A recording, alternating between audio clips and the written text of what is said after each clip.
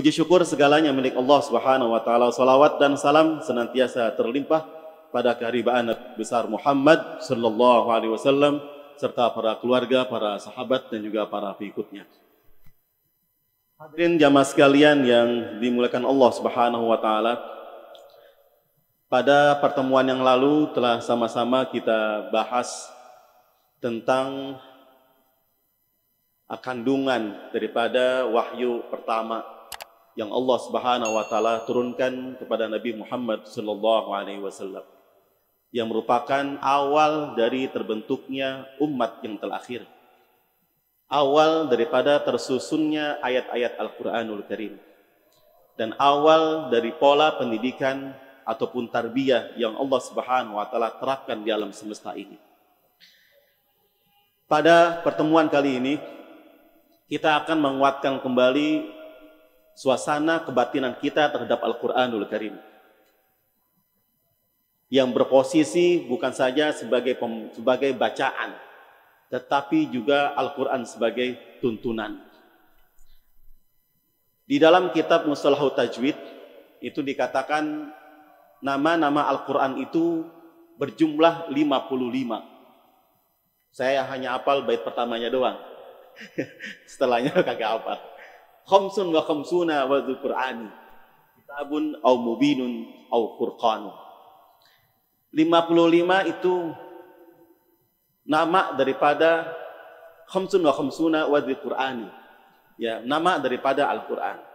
Di antaranya adalah kitab, Al-Mubin dan juga Furqan. Ada 55 dan semuanya ada dasarnya di dalam Al-Qur'anul Karim. Salah satu daripada karakter yang didahulukan penyebutannya oleh Allah Subhanahu wa taala bukan Al-Quran sebagai hudan, bukan Al-Quran sebagai furqan, tapi salah satu karakter yang Allah dahulukan penyebutannya di dalam Al-Quranul Karim adalah la raiba fi. Tertuang dalam surah Al-Baqarah ayat 2. A'udzu billahi minasyaitonir rajim. Bismillahirrahmanirrahim. Alif Lam Mim.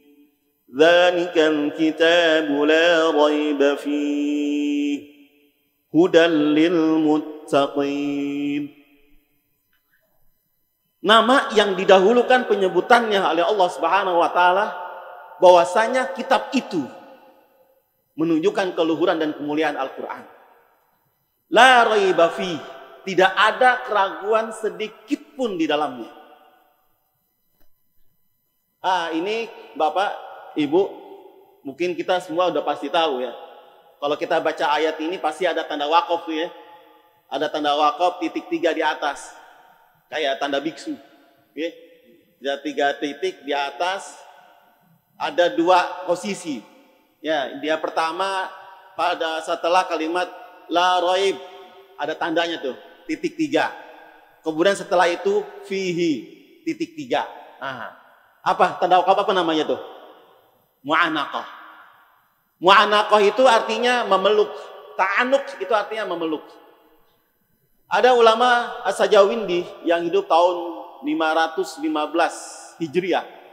Peletak daripada salah seorang peletak daripada tanda wakaf. Beliau mengatakan selain disebut wakaf mu'anaqah, wakaf itu juga disebut wakaf al-mujazabah, al-mujazabah. Tajazub, yang saling menarik. Ada juga disebut dengan wakaf muraqabah, saling mengontrol makna antara makna di wakaf yang pertama dengan tanda wakaf yang berikutnya yang kedua.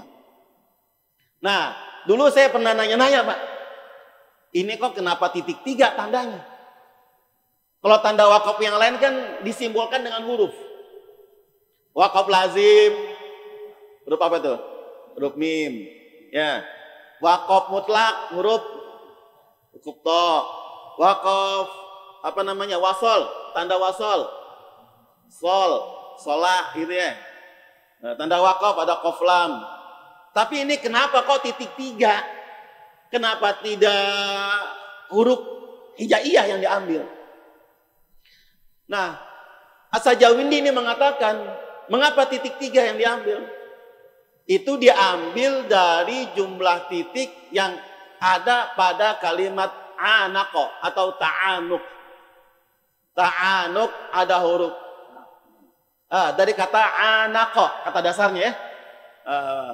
Anaqo, mu'anaqo, anaqo.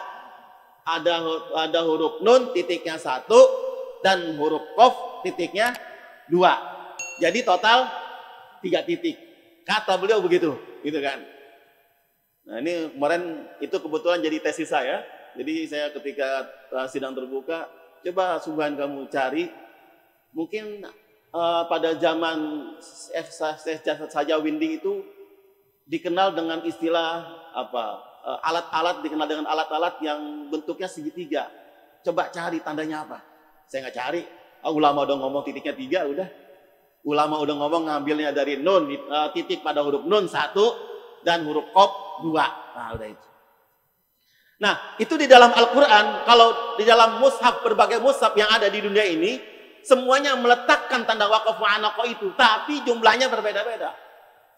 Kalau dalam mushaf Al-Qur'an terbitan Indonesia itu ada 14 tempat. Kalau Quran Madinah, yang buat oleh-oleh haji itu cuma ada 3 tempat. Kalau Quran Mesir itu ada 9, beda-beda. Tapi semuanya sepakat. Pada ayat yang kedua ini, semua mushaf meletakkan tanda waqaf wa anaqah. Karena sangat pentingnya pesan Allah Subhanahu wa taala pada ayat tersebut. Makanya kalau ada tanda waqaf wa anaqah itu, cara bacanya pun beda ya. Dzalikal kitabu la raib fihi hudan lil muttaqin. Kalau kita berhenti pada simbol yang pertama.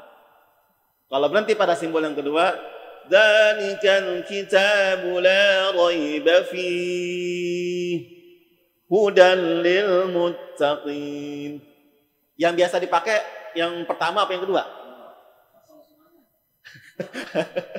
Kalau lagi tahlilan kumpul aja ya. Dzalikal kitabu la raiba fihi hudan lil muttaqin. Ya nggak apa-apa, boleh. Cuma ilmunya kagak dipraktekin gitu doang. Kalau ilmunya mau dipraktekin, ya berhenti di salah satu. Ya sama, banyak juga yang langsung ya. Dzalikal kitabu la raiba fihi hudan lil muttaqin. Ya apa-apa gitu ya. Nah, kenapa? Nama saya panjang. Ya, kalau dalam terjemahannya la raiba fi artinya jangan ada keraguan sedikit pun. Ada tambahan kalimat sedikit pun. Dalam terjemahan-terjemahan kita nih, terjemahan Kementerian Agama, itu ada tambahan sedikit pun. Nah, kalimat la raib, Bapak Ibu sekalian, di dalam Al-Qur'an itu menunjukkan sebuah apa? Menunjukkan larangan. Meskipun larangan itu jumlahnya 0,01%. Meskipun hanya sebagai dugaan doang, dugaan, belum sampai kepada titik keyakinan. Baru menduga saja nggak boleh. Menduga terhadap Al-Quran, menduga ada kelainan, ada kepalsuan, ada kesalahan terhadap Al-Quranul Karim, menduganya saja nggak boleh. Ini dalam Al-Quran itu, kalimat la raib dibahas hanya 2 hal. Ini kalau nggak salah ada 16 pengulangan kata la raib di dalam Al-Quran. Tapi objeknya hanya 2. Yang pertama terhadap Al-Quranul Karim. Yang kedua terhadap hari akhirat. Yang dipakai oleh Allah Subhanahu wa taala terhadap hari akhirat adalah la raiba fi. Dalam surah Ali Imran. Rabbana innaka jami'un nasi liyaumil la raiba fi. Ya Allah, sesungguhnya Engkau Zat yang maha mengumpulkan manusia pada hari yang tidak ada keraguan sedikit pun di dalamnya. Gak boleh kita menduga, dugaan saya mah akhirat gak bakalan jadi, gak boleh. Walaupun hanya persepsi dugaan saja. Al-Quranul Karim mengatakan terhadap Al-Quranul Karim jangan ada keraguan, meskipun tingkat keraguannya itu hanya 0,001%. Begitu pula terhadap hari akhirat, Bapak Ibu sekalian, Tidak boleh ada sedikit pun keraguan dalam hati kita. Meskipun tingkat keraguan itu hanya 0,0101%. Nggak boleh. Harus yakin, kuat di dalam hati kita.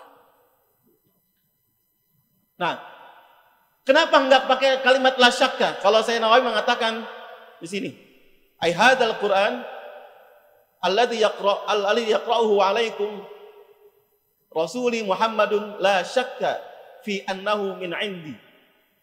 Bahwasanya Al-Qur'an ini yang dibacakan kepadamu oleh utusanku Muhammad, la syakka fi annahu min 'indi. Tidak ada keraguan bahwasanya Al-Qur'an itu berasal dari sisiku, kata Allah Subhanahu wa taala. Syakka itu artinya ragu, syak. Tapi tingkat keraguan pada kalimat syak itu 50-50, 50-50. Kalau Bapak misalnya mau mudik, ini kira-kira aman apa kagak nih di jalanan? Ketangkep apa enggak nih? Ya kan? Ada larangan mudik. Ya. Kalau mudik kan nggak boleh ya. Kalau pulang kampung nggak apa-apa. Ya tinggal ganti plat. Bapak mau ke Garut, ganti aja platnya Z, gitu ya. Z Subang ya. Kalau Garut apaan?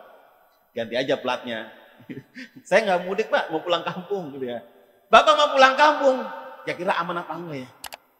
Tapi kayaknya polisi udah disebar sana kemari. Cuma banyak juga yang lolos antara ragu dan yakin. Itu namanya syak. Tapi kalau yakin, pulang apa enggak nih? Ya udah kayaknya ini gawat daripada ngambil resiko. Misal begitu. Nah ini apa? La raib ya. Tidak ada keraguan di dalamnya. Nah ini dikedepankan oleh Allah Subhanahu Wa Taala. Awal kita membaca Al-Quran langsung diperintah oleh Allah, la raiba fi, jangan ada keraguan. Kalau kita berhenti pada kalimat la raib, la-nya ini la nafi. Kalau la nafi ketemu dengan masdar artinya la nahi. Kalau la nahi artinya larangan. Kalau Bapak baca dzalikal kitabu la raib, artinya apa?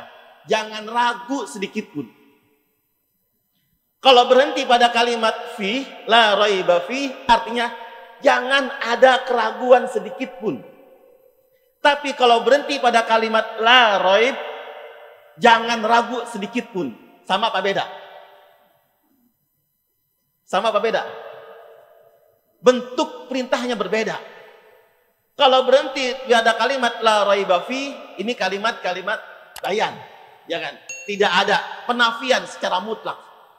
Tapi kalau berhenti pada kalimat la raib berarti larangan. Jangan ragu sedikit pun terhadap Al-Qur'anul Karim. Mengapa demikian? Karena Al-Qur'an itu mukjizat. Mukjizat itu datangnya bukan dari manusia. Mukjizat itu datangnya dari Allah Subhanahu wa taala. Sehingga apa? Al-Qur'an itu dalam jaminan. Jaminan Allah Subhanahu wa taala. Sehingga kita tidak akan ragu membaca Al-Quran kita zaman ini. Jangan sampai kita bertanya-tanya, jangan-jangan Al-Quran zaman sekarang sama zaman sahabat beda. Jangan. Sedikit pun jangan ragu. Jangan-jangan nih terjemahan Al-Maidah ayat 51. Misalnya, jangan-jangan nih ini jumlah hurufnya ada yang berkurang atau ada kalimat yang nggak ada. Al-Quran yang kita pegang sekarang ini isinya sama, susunannya sama, redaksinya sama dengan Al-Quran yang dipegang oleh Utsman bin Affan, oleh Ali bin Abi Thalib. Al-Quran yang ada dalam hafalan para sahabat itu sama. Sampai kapan? Sampai ila yaumil qiyamah. Sampai hari kiamat Al-Quran tidak akan mengalami perubahan sedikit pun. Makanya apa? Makanya di awal ketika kita membaca Al-Quranul Karim harus ada keyakinan. Karena Allah sudah memberikan statement la raiba fi. Jangan ada keraguan. Tidak ada keraguan sedikit pun di dalam. Bapak Ibu sekalian yang saya cintai, keyakinan ini penting. Karena kebenaran Al-Quranul Karim itu, kalau menurut Syekh Wahbah Zuhaili itu, terbagi menjadi 3 aspek. Yang pertama, aspek substansi. Aspek isi, muatan. Muatan Al-Quranul Karim ini bersumber dari Allah Subhanahu wa taala. Dan muatannya itu up to date. Selalu bisa dijadikan referensi sampai kapanpun.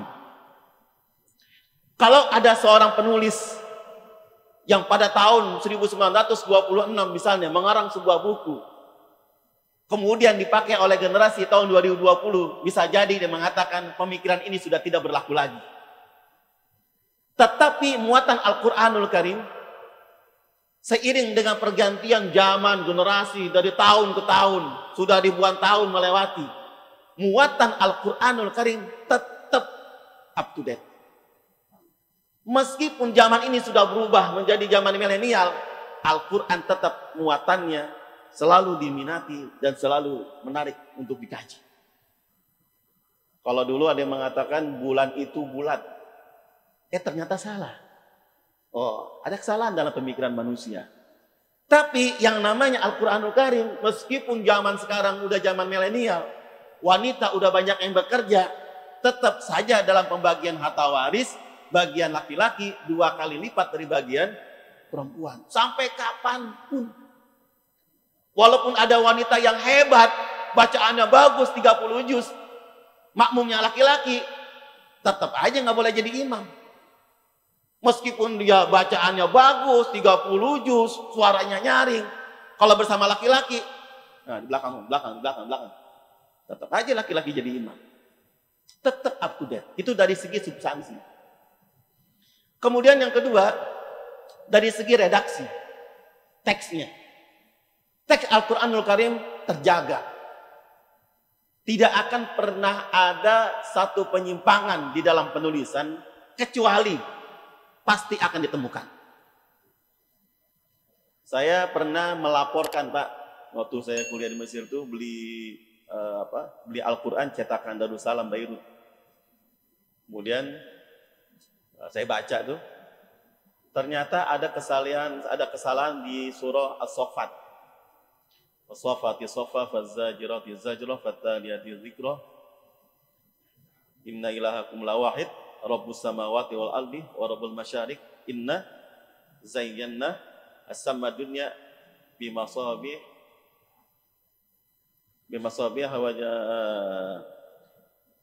di kalimat min kulli dafiq. Dafiq ya ada.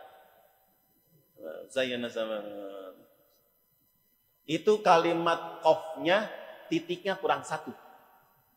Jadi ditulis dafif. Nah, langsung saya komplain, Pak. Saya komplain ke penerbit Darussalam. Ya Syekh, saya beli ini minggu lalu, saya baca ini. Ada nih huruf qaf, tapi titiknya cuma 1. Ya salah, astagfirullahaladzim. Langsung dilihat Al-Quran yang ada di situ. Yang cetakannya sama, tahunnya sama, langsung diturunin sama tuh Syekh, sama penjual. Hanya gara-gara 1 titik. Ini terjaga keasliannya. Begitu pula keaslian daripada Al-Quranul Karim, redaksinya terjaga melalui hafalan. Memang Al-Quran hampir 12 tahun tidak tercatatkan. Mereka Al-Quran ada dalam hafalan orang-orang Arab pada zaman Abu Bakar, pada zaman Umar. Al-Quran itu tersimpan di dalam hafalan. Dan sampai sekarang pun minat umat Islam untuk menghafal Al-Quran tidak pernah mengalami kemunduran. Yang ada hanya terus peningkatan dan peningkatan. Dulu SD nggak ada hafalan Al-Quran. Sekarang sekolah SD ada tahfiznya. Dulu madrasah mungkin hafalannya biasa. Sekarang target SD hafalannya bagus-bagus. 2 juz, ada yang 8 juz, ada yang 5 juz. Wah, luar biasa. Minat seseorang, minat umat Islam untuk menghafal Al-Quranul Karim sangat-sangat tinggi. Ini salah satu pola Allah Subhanahu wa taala dalam menjaga redaksi Al-Quranul Karim. Kemudian juga dari sisi redaksi, Allah Subhanahu wa taala menjaga dari aspek didirikannya berbagai lembaga-lembaga Al-Quranul Karim. Ada LPTQ, ada Pondok Pesantren Al-Quran, kemudian juga ada lomba-lomba MTQ, luar biasa. Kita lomba di Arab, oh Al-Qurannya sama. Kita lomba di Afrika, oh yang baca sama. Ya kan? Cuma yang beda kadang adab. Saya pernah dampingin teman Qori di Tunis. Ya lomba di bulan Ramadan gini di Tunis, internasional. Ada peserta dari Zimbabwe, kalau nggak salah. Ya, bacanya bagus, tapi bacanya begini depan Dewan Hakim. Ini diatasin. Auzubillahiminasyaitonirrajim. Bismillahirrahmanirrahim ya. Kayak kalau orang kita mungkin adabnya kurang ya, tapi bagi mereka. Tapi yang ngaji masalah. Tetapi yang penting adalah apa yang mereka baca. Orang Afrika baca sama dengan apa yang kita baca. Orang Eropa yang baca Al-Quran sama Al-Quran yang kita. Dari segi bahasa, redaksi sama semuanya. Berbeda dengan kitab-kitab yang lain, yang satu negara dengan satu negara yang lainnya, bahasa kitabnya itu berbeda-beda. Nah, ini cara Allah menjaga keaslian daripada Al-Quranul Karim. Makanya Allah tantang ya, wa in kuntum fi raibim mimma nazzalna ala 'abdina fa'tu bi suratin min mislihi. Silakan yang jago syair menghadirkan satu surah untuk menandingi daripada Al-Quran. Kemudian yang ketiga menurut Wahbah Zuhaili, kalimat substansi la raib ini, la raiba fi, dari segi Al-Quran sebagai petunjuk. Bahwasanya Al-Quran sebagai petunjuk bukan saja ketika Al-Quran itu diturunkan. Al-Quran sebagai petunjuk bukan saja bagi orang Arab yang pada saat itu menjadi objek diturunnya Al-Quranul Karim. Tetapi Al-Quranul Karim menjadi petunjuk sejak zaman Al-Qurannya itu diturunkan sampai saat ini Al-Quran itu sebagai petunjuk bagi manusia. Masalah khamr apapun bentuknya haram, rijsun min amali syaitan. Apapun bentuknya. Masalah apa lagi? Masalah pencurian. Sekarang kalimatnya udah korupsi. Sekarang kalimatnya apa lagi tuh? Hacker. Apa kamu sekarang istilahnya? Pembobolan bank. Gak macem. Tetap aja namanya pencurian. Apalagi yang namanya perzinahan. Baik itu transaksinya secara langsung ataupun online. Sama aja itu adalah fahisyah, perbuatan yang keji. Apapun bentuknya, modelnya, maka Al-Quran itu tetap up to date, tetap sesuai, tepat menjadi petunjuk bagi manusia. Untuk zaman Nabi, zaman sekarang, dan juga zaman yang akan datang. Makanya setelah kalimat la raiba fi, apa karakter yang kedua? Hudan lil muttaqin. Makanya jangan ada ragu sedikit pun terhadap daripada Al-Quranul Karim ini. Ditantang kalau dalam penurutan Muhammad Haikal itu, ketika Al-Quran itu diturunkan, menurut beliau itu masa diturunnya Al-Quran itu aswa'u qarnin. Masa diturunnya Al-Quran itu adalah masa yang paling buruk, masa yang paling bejat moralnya. Nggak ada kebejatan moralitas yang terjadi di alam dunia ini yang seburuk zaman ketika Al-Quran itu diturunkan.